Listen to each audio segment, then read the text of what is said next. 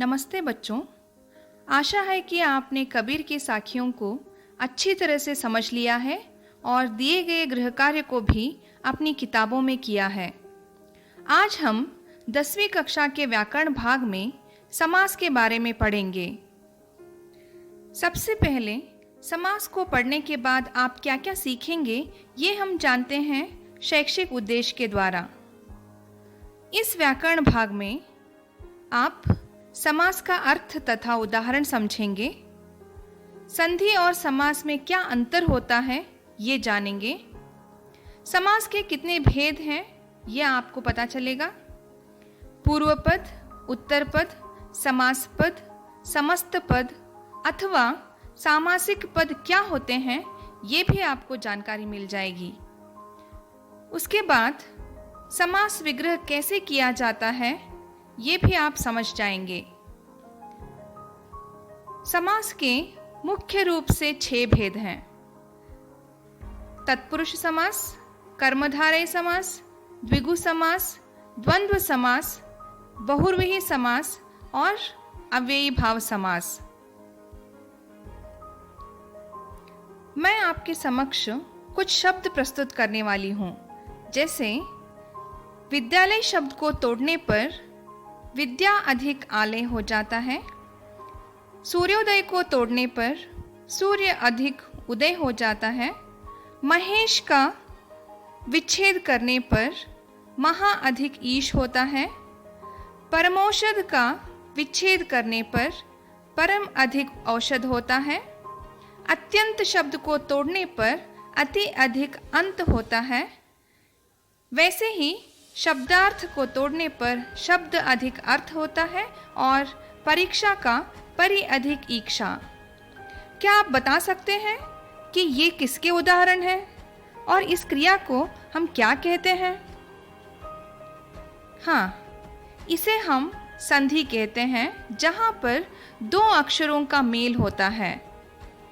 मतलब 2 अक्षरों के मेल से होने वाली क्रिया को संधि कहते हैं। यहाँ कुछ और शब्द हैं जिसे अलग तरीके से तोड़ा गया है।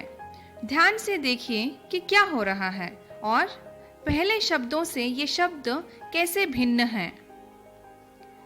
यश प्राप्त को तोड़ने के बाद यश को प्राप्त हुआ है। रोग मुक्त को तोड़ने के बाद रोग से मुक्त हुआ है। रसोई घर को तोड़ने के बाद रसोई के लिए घर हुआ है। नील कमल को तोड़ने के बाद नीला है जो कमल हुआ है। नवरत्न नवरत्नों का समाहार बना हुआ है। रात दिन तोड़ने के बाद रात और दिन हुआ है। दशमुख को तोड़ने के बाद दशमुख है जिसके अर्थात रावण हुआ है। पहले स्लाइड में बताए गए शब्दों में जो बदलाव उन्हें तोड़ने के बाद हो रहा था वह यहाँ बिल्कुल अलग है। वहाँ पर अक्षरों का मेल हो रहा था जिसे हम संधि कहते हैं और इन शब्दों में यहाँ पर पदों का मेल हो रहा है जिसे हम समास कहते हैं। परस्पर संबंध रखने वाले 2 या 2 से अधिक पदों के मेल से जब नया सार्थक शब्द बनता है उसे समास कहते हैं।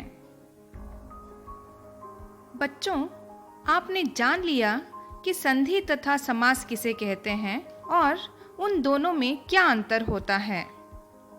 चलिए अब हम देखते हैं कि समास की रचना कैसे होती है। आप कुछ शब्दों पर थोड़ा ध्यान दीजिए। धर्म यात्रा धर्म और यात्रा शब्द से बना हुआ है। गुणहीन गुण और हीन से बना हुआ है। प्रधानमंत्री प्रधान और मंत्री शब्द से बना हुआ है। महात्मा महान और आत्मा से बना हुआ है। यहाँ पर 3 पद हैं। समास बनते समय पहले पद को पूर्व पद, दूसरे पद को उत्तर पद तथा इन दोनों से बना हुआ नया शब्द समास पद, समस्त पद या सामासिक पद कहलाता है। जैसे यहाँ पे उदाहरण में देखिए, धर्म यात्रा में धर्म पूर्व पद है, यात्रा उत्तर पद है, और धर्म यात्रा समस्त पद अथवा सामासिक पद है। गुणहीन समस्त पद है, जिसमें गुण पूर्व पद है और हीन उत्तर पद। प्रधान पूर्व पद है और मंत्री उत्तर पद है, जिन्हें मिलाने के बाद प्रधानमंत्री समस्त पद बना हुआ है। महान पूर्व पद है और आत्मा उत्तर पद है, जिनके मेल से महात्मा शब्द बना है, जो समस्त पद अथवा सामासिक पद कहलाता है। इस तरह समास में पहला पद पूर्व पद होता है, दूसरा पद उत्तर पद होता है। इन दोनों के मेल से बनने वाले नए पद को हम समस्त पद, सामासिक पद या समास पद कहते हैं। आपने पूर्व पद, उत्तर पद, समास पद के बारे में जान लिया। चलिए अब हम समास के भेदों के बारे में पढ़ते हैं। समास के मुख्य रूप से 6 भेद होते हैं। तत्पुरुष समास, कर्मधारय समास, द्विगु समास, द्वंद्व समास, अव्ययी भाव समास और बहुव्रीहि समास। मैं आपके समक्ष कुछ पद तथा उनके विग्रह प्रस्तुत करती हूँ। आप ध्यान से पढ़कर सोचिए कि क्या बदलाव हो रहा है। पहला उदाहरण है सुख प्राप्त, जिसका विग्रह करने पर सुख को प्राप्त हुआ है। भूख मरा का विग्रह करने पर भूख से मरा हुआ है। पाठशाला का विग्रह करने पर पाठ के लिए शाला। नेत्रहीन का विग्रह करने पर नेत्र से हीन। राजपुत्र का विग्रह करने पर राजा का पुत्र। वनवास का विग्रह करने पर वन में वास। भारतवासी का विग्रह करने पर भारत का वासी। और कला निपुण का विग्रह करने पर कला में निपुण हुआ है। उपर्युक्त पदों में आपने देखा होगा कि विभक्ति प्रत्ययों का प्रयोग हुआ है। जब पूर्व पद तथा उत्तर पद के मेल से समस्त पद बन रहा है, तब विभक्ति प्रत्ययों का लोप हो रहा है। अर्थात तत्पुरुष समास में उत्तर पद प्रधान होता है और पूर्व पद गौण होता है। समस्त पद बनाते समय बीच की विभक्ति लोप होने वाला समास ही तत्पुरुष समास कहलाता है। बच्चों, स्लाइड पर कुछ उदाहरण हैं, ध्यान से देखिए। इन समस्त पदों का विग्रह किस तरह हुआ है और पूर्व पद तथा उत्तर पदों में क्या संबंध है, देखिए।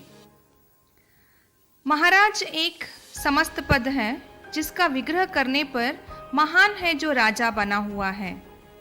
नीलांबर समस्त पद का विग्रह नीला है जो अंबर बना है।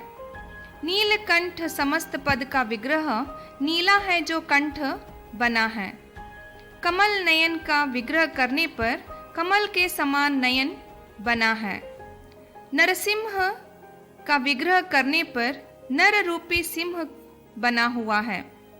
पुरुषोत्तम का विग्रह करने पर पुरुषों में है जो उत्तम बना है। वचनामृत का विग्रह वचन रूपी अमृत बना है। लाल बाजार का विग्रह लाल है जो बाजार बना हुआ है। उपर्युक्त पदों में आप देख सकते हैं कि पूर्व पद विशेषण है और उत्तर पद विशेष्य अथवा उपमान और उपमेय हैं, जो एक दूसरे का वर्णन कर रहे हैं। इस तरह जिस समास में पहला पद विशेषण और दूसरा पद विशेष्य अथवा उपमान और उपमेय से बनने वाला समास ही कर्मधारय समास कहलाता है।